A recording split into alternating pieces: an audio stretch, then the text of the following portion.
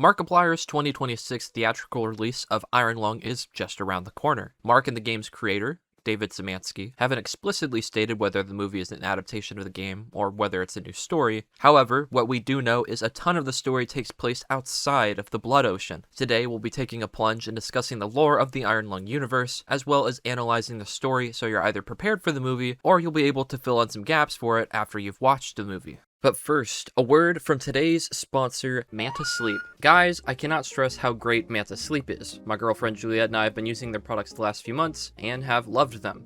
Juliet especially. She typically needs to fall asleep to sound like a YouTube video or a TV show, something I'm sure many of you can relate to. We watch YouTube on our Xbox, which automatically turns off at night, so she'll end up waking up and staying awake the rest of the night. Oh my god, bro. Oh, hell no. Thankfully, this was where Manta Sleep Sound Sleep Mask stepped in, allowing Juliet to not only fall asleep super easily thanks to the 100% blackout of the mask, but stay asleep with the Sleep Mask's ultra-thin Bluetooth headphones. To fall asleep, she can just turn on one of her favorite YouTubers with the mask playing in her ears and conk out for a good 8 hours, waking up super refreshed and not having to worry anymore about waking up to the room dead silent at 3 a.m. Not only that, the quality material allows for good airflow and ventilation, so it doesn't lead to any awkward nightly sweating, and it can be adjusted super easily to fit her head or my massive noggin. If you head to their website right now, you can use code Mr. Hunteru for 10% off any purchases. Thank you again, Manta Sleep, for sponsoring this video, and back to the video.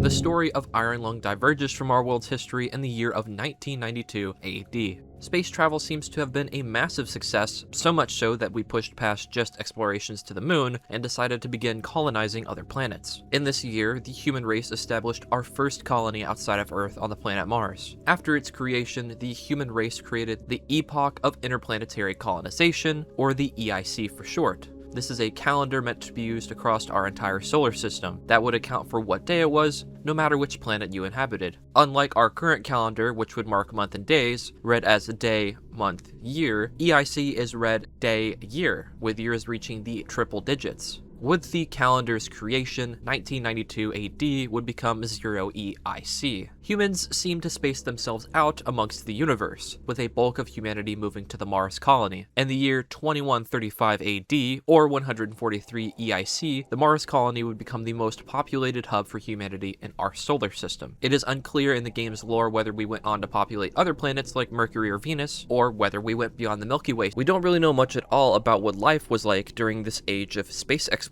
at all. In fact, there is a shockingly large gap in time that passes in the game's history, moving forward about 357 years after the creation of the first colony on Mars.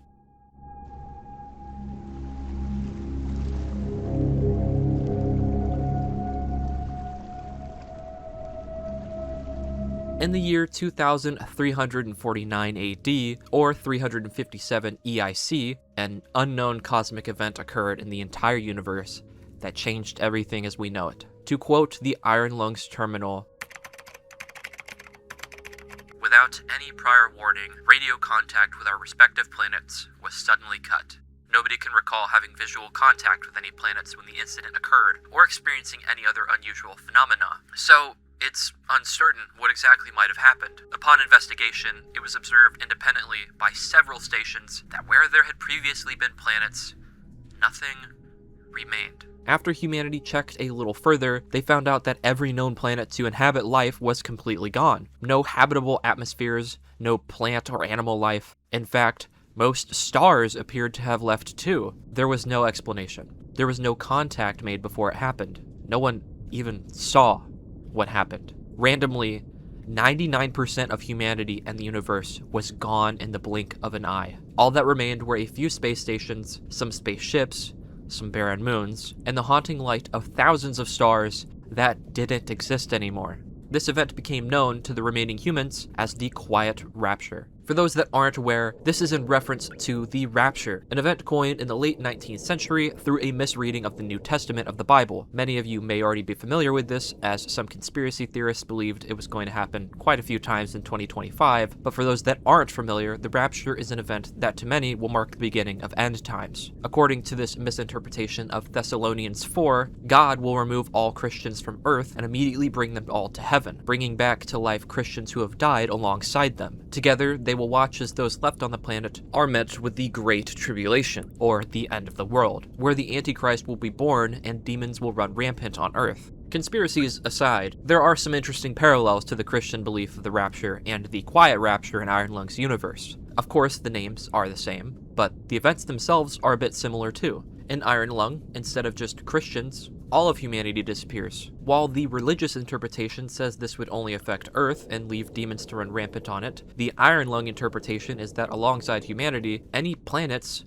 with humanity or life disappear too. This is echoed in the book of Revelation, the final book of the Bible, that essentially details the end of the world. 7 bowls were poured by angels during the Great Tribulation, what God and Jesus put humanity through during end times, or the events after the rapture. The 5th bowl reads the following according to Revelation 16:10. Then the 5th angel poured out his bowl on the throne of the beast, and his kingdom became full of darkness, and they gnawed their tongues because of the pain. This describes how Earth lost the sun, and the entire world became dark. This happens to mirror the Quiet Rapture, as all the stars, including the sun, disappear, leading to the entire universe becoming dark outside of remaining ghost lights. Not only this, the 7th bowl mentioned in Revelation helps to support this, as it reads, "The great city split into 3 parts, and the cities of the nations collapsed. God remembered Babylon the Great, and gave her the cup filled with the wine of the fury of his wrath. Every island fled away, and the mountains could not be found. From the sky, huge hailstones, each weighing about 100 pounds,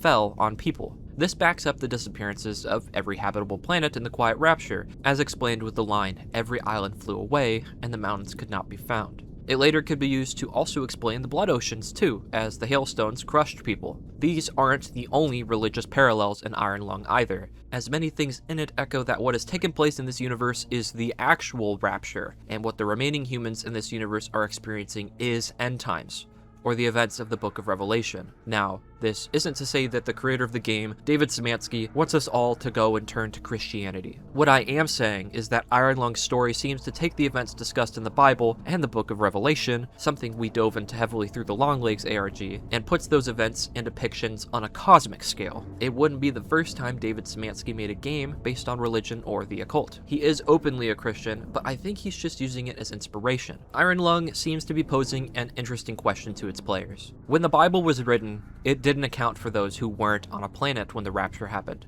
So, for those in space when it happens, what would life be like for those people? What would the universe look like? And, on a cosmic level, what could be responsible for this? We are going to talk about the answer Iron Lung poses to this question, and the parallels to the Book of Revelation throughout the video. Out of all of humanity that's left, only 2 space stations are named in-game, Eden and Filament Station. Eden is the largest space station left after the Quiet Rapture, and was originally the space station for Mars. The station uses its own calendar called the Interstellar Martian Calendar, which is based on rotations around Mars, and the station seems to have a lot of patriotism towards the planet. As noted in the terminal, Eden has the only known remaining trees in the universe. Eden also shares the name with the biblical location, the Garden of Eden, a paradise full of lush flora and fauna. It is here in the Bible that the devil tempted Adam and Eve to eat an apple from the tree, turning humans into natural-born sinners. This is fitting given they have the only remaining trees, but I can only wonder what deeper implications this might have. Filament Station, on the other hand, is another space station, and is one of the only named pieces of the larger Consolidation of Iron, shortened to the COI. Not much is known about Filament Station outside of its connection to the Consolidation of Iron, which is a united fleet of ships and stations that formed after the Rapture. The terminal states that the Consolidation is made up of 3 space stations and 2 spacecrafts, and that they are united and ruled by popular vote. The group is named this because 2 of their main stations were made of iron. The Consolidation of Iron appears to not be very fond of Eden. Filament also appears to potentially have biblical connections, as its name is very similar to the word firmament. In the book of Genesis, firmament is the Hebrew word for God separating the sky and the sea during the 2nd day of creation. It is very interesting, and probably not a coincidence, that both of these space stations have names coinciding with the book of Genesis.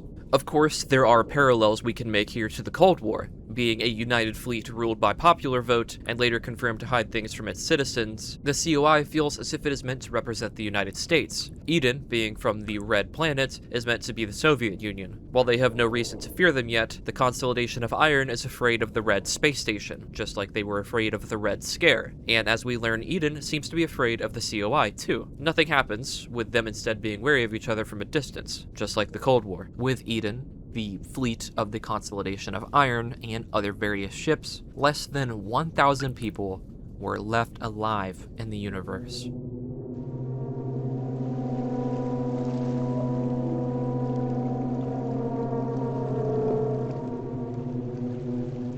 For about 5 years, what remained of humanity did its best to find out what had happened, or to try to find some semblance of a planet left. They unfortunately were unsuccessful. Tensions between Eden and the COI appeared to have been growing for some time. Despite there being less than 1,000 people left, history will always repeat itself, and humanity will form a sense of tribalism. Us against them. This tension came to a head when Eden launched an attack on Filament Station that lasted about 9 days. While again, no reason was given, it is very likely that Eden was realizing they could be running low on resources, and tried to gain some after successfully overtaking Filament Station. However, it is completely possible that the entire situation was a lie. The terminal entries and our knowledge about the greater universe comes from the Consolidation of Iron, and the terminals, there are multiple instances of them redacting or withholding information, and there's even a redaction on this database entry about the battle between the two stations. Plus, they already didn't like Eden from the sounds of it, so we don't really know exactly how this conflict started. Even though their collective was cited to be united and for the people, the Consolidation of Iron is more than happy to hide information from its people. What we do know for sure is that Eden soldiers attacked the reactor for Filament Station, resulting in a critical breach that made the entire station uninhabitable because of high levels of radiation. This forced the fight to end early, leaving it unresolved. The COI captured several Eden soldiers, creating the Conviction Realization Program. This was meant to have convicts perform various tasks for the COI as a way to repay their crimes for the general collective. The terminal lists a few tasks that they would have these convicts do, but includes a redaction. This redaction we later find out is likely information about their Iron Lung expeditions, as the COI seems to not want the general public to know that blood moons exist, which, speaking of, while it isn't exactly specified when they were discovered, the COI found what appeared to be desolate moons covered in oceans of blood. These moons seem to have not existed before the events of the Quiet Rapture. In his public Discord server, the game's developer David confirmed that these moons aren't Earth's moon. Upon further investigation, researchers found that these oceans of blood were none other than human blood. Although this should be impossible. How were these oceans of blood here? How did they exist on these moons? And more importantly, what was inside of them? These blood moons have a strong connection to the Book of Revelation. In it, the sixth seal would open to mark the start of end times. In Revelation 6:2, the following is said, "I looked when he opened the sixth seal, and behold, there was a great earthquake, and the sun became black as a sackcloth of hair, and the moon became like blood." Not only is the sun gone in the world of Iron Lung after the Quiet Rapture, but these moons become like blood, as they are covered in them. If we are to take the biblical interpretation here of end times and apply it to Iron Lung, that means the people alive right now are in the end of the world. This is not the only mention of blood moons in the Book of Revelation. After the sixth seal was opened, as we mentioned earlier, 7 bowls were poured from the heavens to the earth. While not necessarily all the bowls are relevant to Iron Lung, a few of them are. Of course, we talked about the 5th bowl already, which mentioned how the world became dark. The 2nd bowl is noted in Revelation 16:3, and is the following. The 2nd angel poured out his bowl into the sea, and it became like the blood of a corpse, and everything died that was in the sea. This is continued in the 3rd bowl, when all of the rivers and fresh water turned to human blood too. Of course, this is very similar to the blood moons that have suddenly appeared after the Quiet Rapture, which happens to parallel end times in the Bible. Naturally, the COI wasted no time in exploring these moons. After all, because of their connection to humanity and them seeming to be alive, this could be a giant clue as to what happened during the Quiet Rapture. The COI seems to have discovered 2 moons, but none had anything important as they are not named in the game. However, they found a 3rd moon, eventually being named Z8. We can assume they held multiple expeditions here, but found little success or anything of interest in these moons. Sometime, while exploring Z8, they discovered a new blood moon, and named it AT5. Unlike Z8 and the other moons, ET5 is noted to have something that greatly interests the COI, a large trench. After its discovery, they seemingly abandoned all exploration of Z8 and began extensively researching this planet. I tried to see somehow if the acronyms for these moons could have held any religious significance, and it's possible they do. Z8 is the only moon named after AT5, and the number 8 in the Bible is associated with new beginnings. It's possible that Z8 showed more promise than the other moons, and because of this, in the COI, they figured this would be the key to finding how to restore everything back to how it was. The only thing I could find for AT5 is Acts 5, a story from the Bible about a man named Ananias and his wife Sapphira, who after selling his land kept part of the money and lied to the Holy Spirit, committing a great sin and dying after confessing. However, this story doesn't seem to relate to anything in Iron Lung.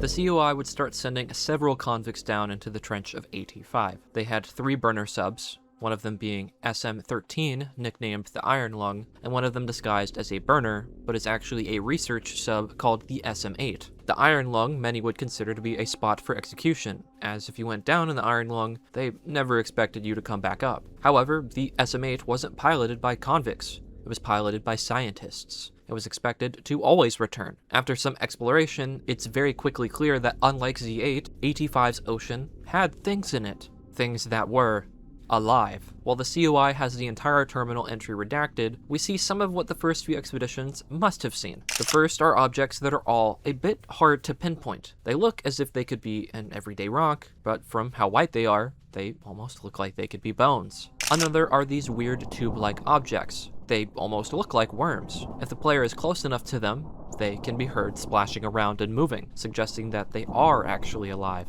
And last, and certainly the most important, bones. Bones of something that is unlike what we've ever seen. If there are bones of something in here, that means there must be things that are alive. This was huge. This was the first sign of anything alive outside of the station in years. The COI starts their next expedition, this time using their research submarine, the SM-8. It is through the expedition that they find there is actually something alive, but things don't go as planned. The SM-8 never returns. Despite it never coming back, the COI send an unnamed convict into the Iron Lung to go on a survey mission. We don't know much about this person, but we know that they didn't survive. There are 2 pieces this convict left behind for us to find in the game. The first, a terminal entry. It reads the following. Hopefully they don't redact this before updating the database. What most people don't understand is that not all subs are built equal. The SM-8 isn't a burner sub. It really is for exploring and surveying blood oceans. If they send you down in the Iron Lung, they don't give a fuck if you come back, or if the sub comes back, because it's a pile of garbage and you're a piece of shit. You come back with photos? Great. You sit down there and suffocate quietly? That's even better. But if they send the SM-8 down, one of the scientists is piloting, and they all expect them to return.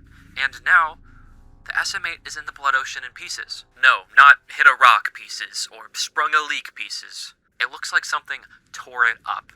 And the weirdest thing is that no one else seems surprised. We might have found the first planetary life since the Rapture, and they're acting like it's no big deal. The SM-8 had been torn to pieces by something in the depths of the trench. In fact, we even get to see the remains of it in the game. Weirdly enough, the COI don't blink an eye at this. Almost as if, for some reason, they expected this to happen. Why were they so calm about there being life on this moon? Why were they not freaking out that their best sub was attacked? These are all reasonable questions to ask, but ones we don't get the answer for. This all points to the COI knowing something about what's going on in the universe, and they know that AT5 probably has their answer to the Quiet Rapture. The other piece this unnamed convict leaves for us is a note in the Iron Lung. We know this is from them, as when you read it, you'll get an achievement called Freedom, with its description being read with the last person left. It reads the following.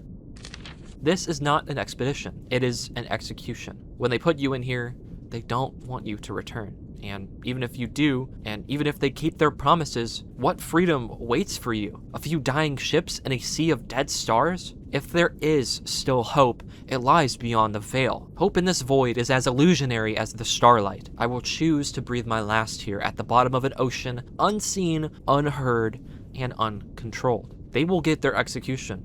I will get my freedom. While a chilling potential last words, there are a few things in the letter that stand out to me. The first is it lies beyond the veil. Beyond the veil is the final achievement you get in Iron Lung for having finished the game, which you get after you have died. This implies that going beyond the veil, to you and the Unnamed Convict, is to pass on. This definition to beyond the veil is backed up by and goes back to Christianity. The term was coined after a reading of Hebrews 10:19-20, which reads, "We have confidence to enter the most holy place by the blood of Jesus, by a new living way opened up for us through the curtain that is his body." After this, beyond the veil came to represent an unknown, or an unseen spiritual realm, generally a hidden place of mystery. Christians refer to it as the veil holding the temple, holy of holies, and where God resides, away from normal people. It can only be reached when people pass through the superficial and move to divine truth and transformation. If we are to take this interpretation, this means there is something godlike in the depths of this realm. This would make sense given that, as we'll talk about soon, there are structures in the ocean that seem to resemble temples. And this would make sense given we get the Beyond the Veil achievement after we die, meaning we can finally enter this realm. However, given how dark it is, how the creatures that reside here are violent, and how they dwell in an ocean of human blood, I don't think it's a god. Or, not the Christian god. Going back to the Unnamed Convict's letter, another line stood out to me. Hope in this void is as illusionary as the starlight. The word choice of void right after Beyond the Veil is interesting. Of course, void has biblical meaning too. In Jeremiah 4:23, it says the following, "I beheld the earth, and lo, it was without form and void, and the heavens, and they had no light." Void, typically in the Bible, means formlessness or emptiness. Coincidentally, this isn't the only time void is mentioned in Iron Lung. If we look at the game's files, Anomaly 7 is called Void. This anomaly is a beam of light that moves with each picture you take of it, and as you draw closer to it, it contorts the ship, almost as if it's trying to pull you inside. Looking at the map through a 3D program lets us see that this anomaly is in fact moving, and it's shimmering. It appears to be very warm or hot, as the blood around begins to bubble intensely as you draw near it, meaning it's probably boiling it. And the most unnerving thing of all is the sound it makes.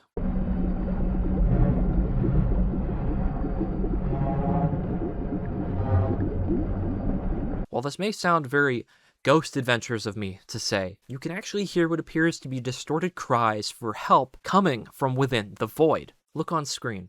I'll label for you what they are.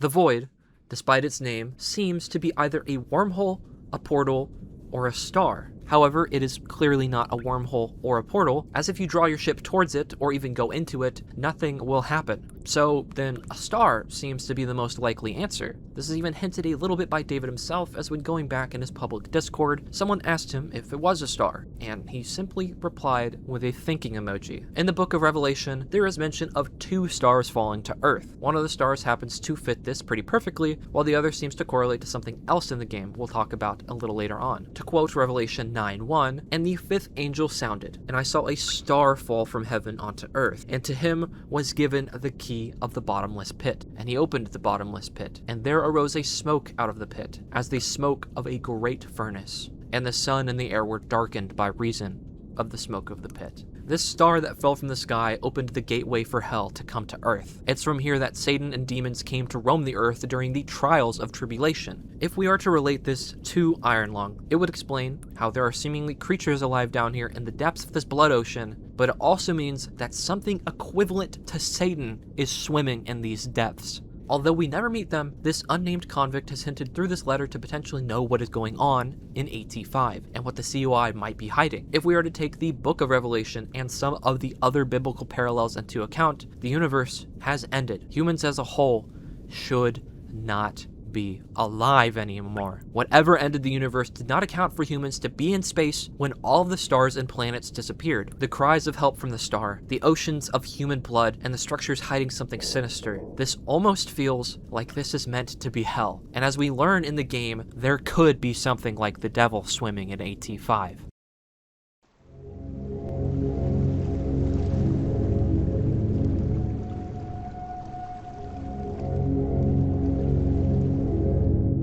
In the year 2370, or 378 EIC, we play as another unnamed convict, where the events of the game Iron Lung take place. After the destruction of the SM-8, the COI will do anything to make sure nothing happens to one of their last submarines. The top is welded shut and the forward porthole is closed to prevent anything from happening to you. However, this means you are effectively blind, and your only way to see the outside ocean is through a camera in your sub. In our journey, we discovered the previously named anomalies, as well as the spine of a now dead creature, the skeleton of yet another one of those giant creatures, and anomalies that stand out quite a bit. We mentioned it a little bit previously, but you see, Anomaly 5 and 9 are both structures with windows.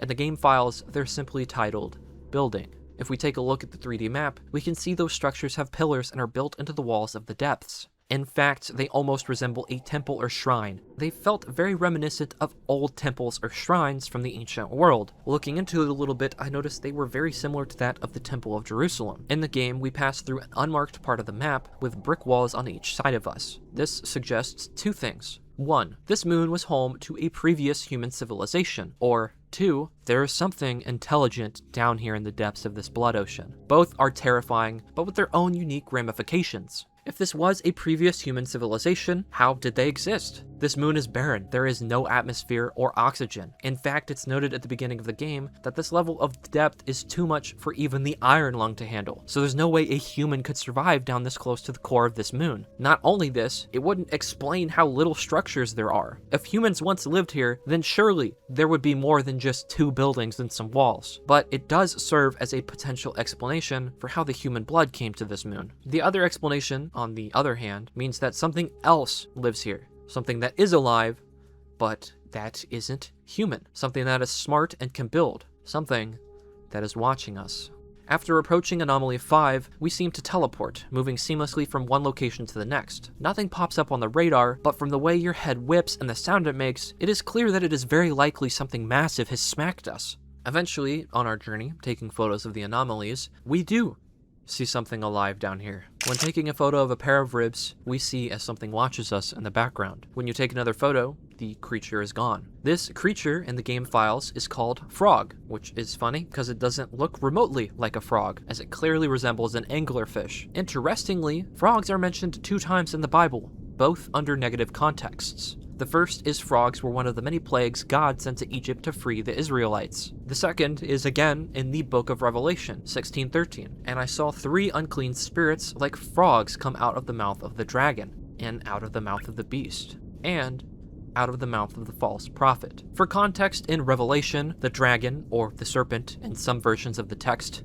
is Satan. The beast is seen as the Antichrist, or Satan, and the false prophet is someone colluding with the Antichrist and Satan. All of these go to show us that this frog is an unclean spirit sent after us by Satan to hunt us in this blood ocean, and it does. The frog follows the player seemingly throughout the whole game, along with something else. This something else we see eventually in our playthrough. It is the source of droning sounds that plague the ocean through our entire time down here, and it appears to be the dragon itself. Near the end of the game, our ship's radar will go off like mad. When you take a photo, a now infamous image of just an eye looking into the camera, as if it knows what we're doing, as if it knows we see it, shows up on the screen. After, it will groan loudly, hitting the ship to prove to us that it was what was smacking us around before. Just to reiterate again, in the Bible, many times, Satan is referred to or depicted as the serpent or the dragon. Here, based on the reptilian eye and the scales around its eyes, we can denote that it is likely a serpent. Based on how many parallels there are to the Bible in this universe, we can discern this must be Satan, or something equivalent to it. And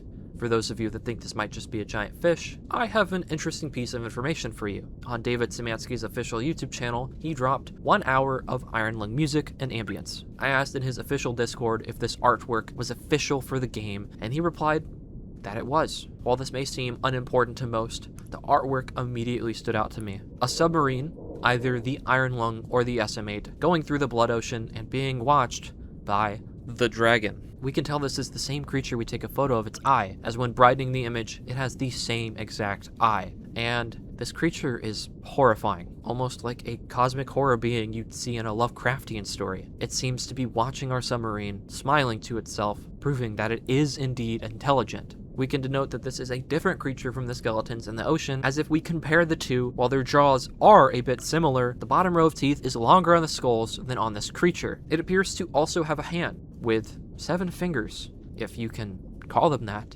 Although this leaves us with some questions that are hard to answer. What is this thing actually? Is this meant to be a cosmic interpretation of Satan, or something else? Why does it simply watch us and let us survive for so long? What changed its mind to make it attack us? These questions are never answered, as shortly after seeing this creature, the frog breaches our submarine and kills us. After we die, a track plays called Through the Veil, echoing back to the mentions of Beyond the Veil. We died in the Iron Lung, and now we're passing through the veil to see what lies beyond it. Did we find the rest of humanity? Are we met with anything at all? Or are we left to become one with the void as we beg for help? We find out at the end of the game that our expedition raised more questions than it ever answered, and that through satellite images they can see images of the Iron Lung scattered across the bottom of the ocean. However, it looks like it was torn apart by a huge beast, similar to the SM-8. No photographs of what happened were recovered. The COI notes that the universe, what's left of it, is dying. And much like the Unnamed Convict, the game ends by saying, but somewhere in the void, there must be hope. This once again points back to the void, the star found in the bottom of the Blood Ocean. The Unnamed Convict had hoped to find a way beyond the veil. Perhaps the void is the key. If it is, why can't we travel through it? Is it possible that the rest of humanity was raptured away, and those that are left are meant to just rot and die? There is one more object left to interpret that is a part of the lore, a hidden anomaly. If the player ignores the first few anomalies and goes to explore the area where we die, they can go past it and into the corner of the map, where they'll find this structure simply titled Humming Monolith in the game files. This is an object that, while it looks to just be a rock, makes an unusual echoing sound when you're near it.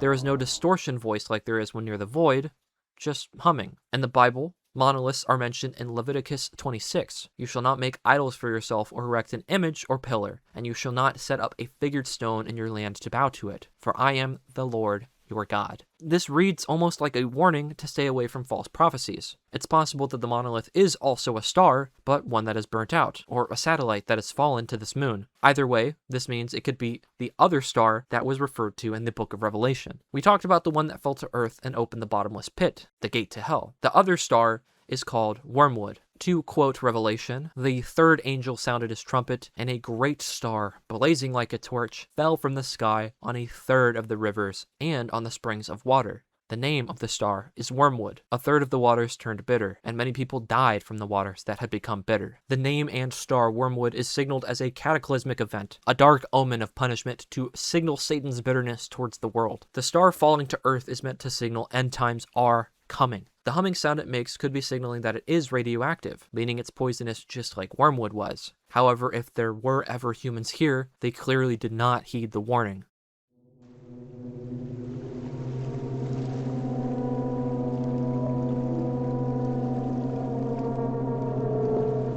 And that brings us to the end. The universe has died. The remaining pieces of humanity should not be here anymore. Yet they are, and with them, they will find nothing but monsters, the shadows of stars left to remind them of what once was. There is no hope for them. They can choose to embrace death, to go beyond the veil and meet the rest of humanity, or they can reject it and try futilely to survive in the void. All they will find is an ocean of their ancestors where the dragon swims, waiting for you to join him.